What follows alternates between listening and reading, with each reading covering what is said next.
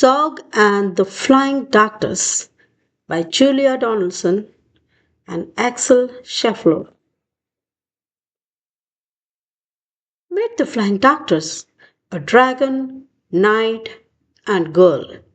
Their names are Gadabout the Great and Zog and Princess Pearl.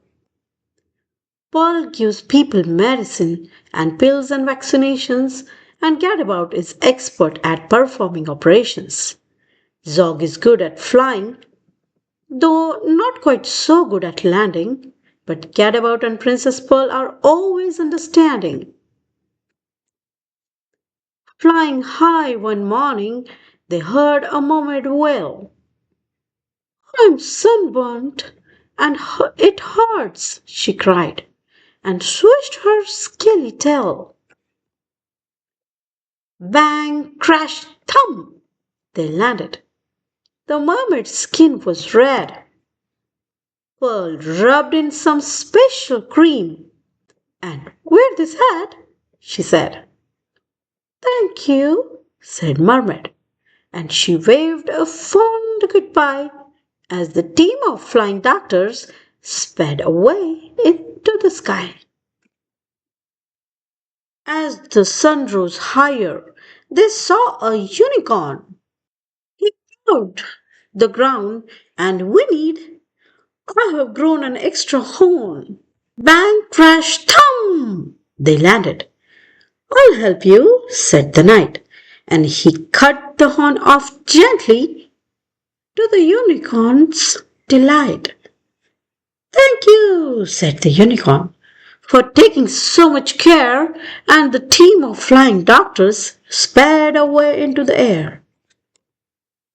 Halfway through the afternoon, they heard a lion sneeze. "I have caught the flu," the lion roared. "Can someone help me, please?" Bang, crash, thump! They landed. And Pearl said, "Take this pill. And do keep warm. That's terribly important when you're ill." But the lion's cave was chilly, and so Zog said, "Fetch some wood." Then he breathed out lots of flames until the fire burned bright and good. "Thank you," roared the lion. "I'm feeling nice and warm." Then the team of flying doctors sped away into the storm. As evening fell, they saw a great big palace down below. "My uncle's house," said Princess Pearl. "Let's go and say hello." Bang, crash, thump! They landed. Pearl's uncle was the king. He didn't say hello. Instead, he said, "You naughty thing!" "Where have you been?" he thundered.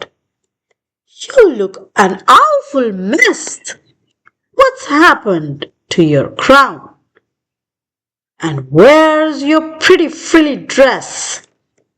"But, uncle, can't you see that I'm a doctor now?" said Pearl. The king replied, "Princess can't be doctor, silly girl." He told his men to seize her and to lock her up inside. Princess Pearl was furious. She stamped and stormed and cried.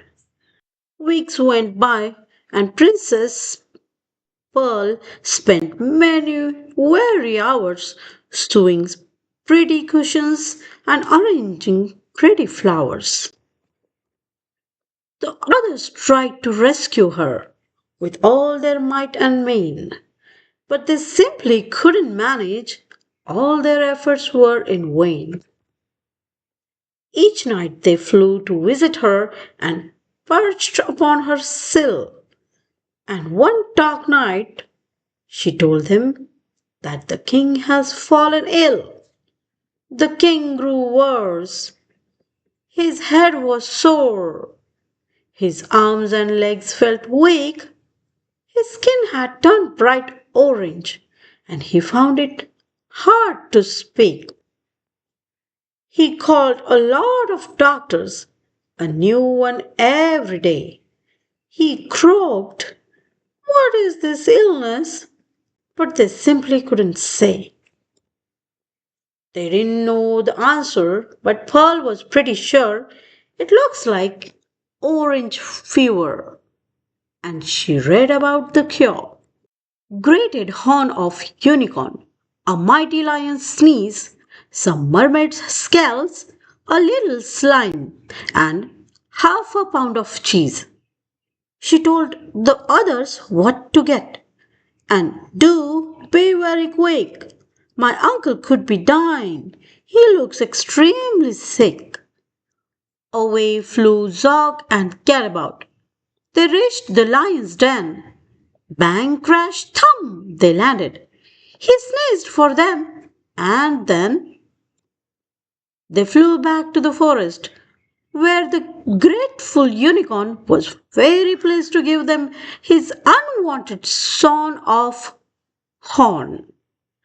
Back to the mermaid's rock they flew. She gladly gave some scales, and her sea snail friends allowed them to collect their slimy trails.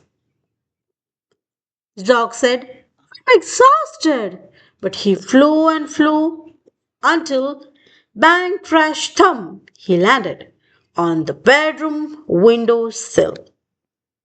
Princess Pearl said, "Thank you for the scales, the slime, the sneeze, and the horn," which then she grated up with half a pound of cheese. She tiptoed to her uncle's room. The king lay in his bed. She held a spoonful to his mouth. "Now open wide," she said. After just a one spoonful, her uncle felt much stronger. After spoonful two, he wasn't orange any longer.